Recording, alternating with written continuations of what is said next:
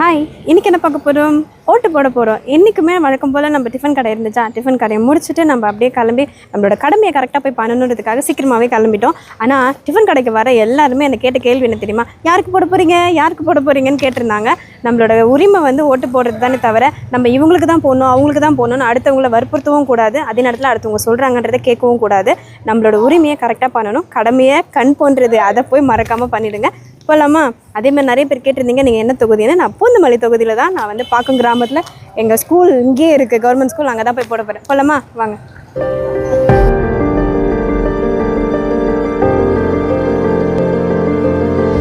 என்னோட கடமையான வாக்குரிமையை நான் போய் செலுத்திட்டு வந்துட்டேன். அதே மாதிரி நீங்களும் உங்களோட ஓட்டை தவறாமல் மறக்காமல் இது வேண்டான்னு விடாமல் நீங்கள் போய் கட்ட போட்டுருங்க. அதே மாதிரி ஒவ்வொரு தலைவர்களை தேர்ந்தெடுக்கிறது நம்மளோட கடமை தான், நம்மளோட உரிமையும் கூட. யார் வரணும் யார் வரக்கூடாது நம்ம தான் முடிவெடுக்கணும்.